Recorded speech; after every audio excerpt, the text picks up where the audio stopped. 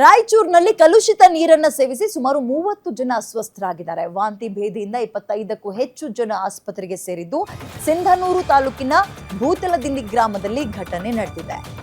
1 ವರ್ಷದಿಂದ ಟ್ಯಾಂಕ್ ತೊಳೆಯದೆ ನೀರು ಪೂರೈಕೆ ಮಾಡಿದ್ದಾರೆ. ಟ್ಯಾಂಕ್ ನೀರು ಕುಡಿದು ಈಗ 30ಕ್ಕೂ ಹೆಚ್ಚು ಜನ ಅಸ್ವಸ್ಥರಾಗಿದ್ದಾರೆ. ಗ್ರಾಮಕ್ಕೆ ಭೇಟಿ ಕೊಟ್ಟು ತಪಾಸಣೆಯನ್ನ ವೈದ್ಯರು ನಡೆಸ್ತಾ ಇದ್ದು ಗ್ರಾಮ ಪಂಚಾಯತ್ ನಿರ್ಲಕ್ಷ್ಯಕ್ಕೆ ಜನ ಆಕ್ರೋಶ ವ್ಯಕ್ತಪಡಿಸ್ತಾ ಇದ್ದಾರೆ. ಆಕ್ರೋಶ ವ್ಯಕ್ತಪಡಿಸೋದಿರಲಿ, ಆಸ್ಪತ್ರೆ ಸೇರ್ತಾ ಇದ್ದಾರೆ ಎಲ್ಲರೂ ಕೂಡ. ಟ್ಯಾಂಕ್ ಅನ್ನ ತೊಳೆದು 1 ವರ್ಷದ ಮೇಲಾಗಿದೆಯಂತೆ. ಅದು ಯಾವ ಪಾಚಿ ಕಟ್ಟಿತ್ತು, ಯಾವ ಪ್ರಮಾಣದಲ್ಲಿ ಪಾಚಿ ಕಟ್ಟಿರ್ಬೋದು, ನೀರು ಹಾಳಾಗಿರ್ಬೋದು, ಟ್ಯಾಂಕ್ ಹಾಳಾಗಿರ್ಬೋದು, ಊಹೆ ಮಾಡಿ. ಗ್ರಾಮ ಪಂಚಾಯತ್ ನಿರ್ಲಕ್ಷ್ಯಕ್ಕೆ ಜನ ಆಕ್ರೋಶವನ್ನ ವ್ಯಕ್ತಪಡಿಸ್ತಾ ಇದ್ದಾರೆ. ಮೇಂಟೆನೆನ್ಸೇ ಇಲ್ಲ. ರಾಯಚೂರಿನಲ್ಲಿ ಕಲುಷಿತ ನೀರನ್ನ ಸೇವಿಸಿ ಸುಮಾರು 30 ಜನ ಅಸ್ವಸ್ಥರಾಗಿದ್ದಾರೆ. ವಾಂತಿ ಭೇದಿಯಿಂದ 25ಕ್ಕೂ ಹೆಚ್ಚು ಜನ ಆಸ್ಪತ್ರೆ ಸೇರಿದ್ದಾರೆ. ವೈದ್ಯರ ತಂಡವೇ ಈಗ ಅಲ್ಲಿ ಬೀಡು ಬಿಟ್ಟಿದೆ. ಜನರನ್ನ ಪರೀಕ್ಷೆಗೆ ಒಳಪಡಿಸ್ತಾ ಇದ್ದಾರೆ. ನೀರು ಸರಿಯಾಗಿರದ ಈ ಒಂದು ಕಲುಷಿತ ನೀರು ಕುಡಿದ್ರೆ ಏನಾಗುತ್ತೆ ಹೇಳಿ, ವಾಂತಿ ಭೇದಿ ಆಗುತ್ತೆ. ಸಾವನ್ನಪ್ಪಿರೋದನ್ನು ಕೂಡ ಕಂಡಿದೀವಿ, ನಾವು ಸುದ್ದಿ ಓದಿದೀವಿ. ಯಾರ ನಿರ್ಲಕ್ಷ್ಯ ಕಾರಣ? ಮೇಂಟೆನೆನ್ಸ್ ಮಾಡ್ತಾ ಇದ್ದಿದ್ ಯಾರು?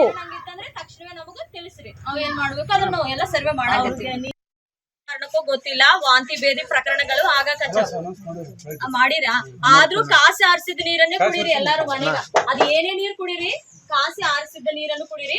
ಸಂಡಸ್ ಹೋಗಿ ಬಂದ್ಮೇಲೆ ಟಾಯ್ಲೆಟ್ಗೆ ಯಾವಾಗಾದ್ರೂ ಹೋಗಿದ್ಮೇಲೆ ಕೈಗಳನ್ನು ಸಾಬನಿಂದ ತಕ್ಕೋಬೇಕು.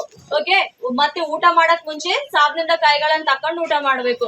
ಊಟ ಮಾಡೋವು ಎಲ್ಲ ಸ್ವಲ್ಪ ಚೆನ್ನಾಗ ಸುತ್ತಮುತ್ತಲು ಎಲ್ಲ ಚೆನ್ನಾಗಿ ಇಟ್ಕರಿ.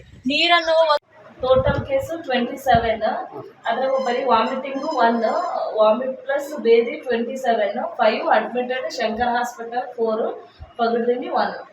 ಇದು ಇಲ್ಲಿವರೆಗೆ ಆಗಿದೆ ಸರ್ವೆ ರಿಪೋರ್ಟ್. ಇನ್ನು ಮಿಕ್ಕಿದ ಹೌಸಸ್ ಇನ್ನು 1 hour ಬಿಟ್ಟು ರಿಪೋರ್ಟ್ ಕೊಡ್ತೀನಿ. ಟೋಟಲ್ ಕೇಸು 27, ಅದ್ರಾಗ ಬರೀ ವಾಮಿಟಿಂಗು 1, ವಾಮಿಟ್ ಪ್ಲಸ್ ಬೇದಿ 27. ನಾವು ಕುಡಿಯಕೈತಿವ್ರಿ ಮತ್ತೆ ವಾಪಸ್ ಅದು ಯಾರು ರೆಸ್ಪಾನ್ಸ್ ಮಾಡಬೇಡ್ರಿ. ಜನಗಳಿಂದ ಕಬ್ಬಣ ಇಳಿಸಿದ್ರಿ, ಅದು ಕಬ್ಬಣ ಇಳಿಸಿದ್ರಿ. ಕ್ಲಿಯರ್ ಮಾಡ್ರಿ,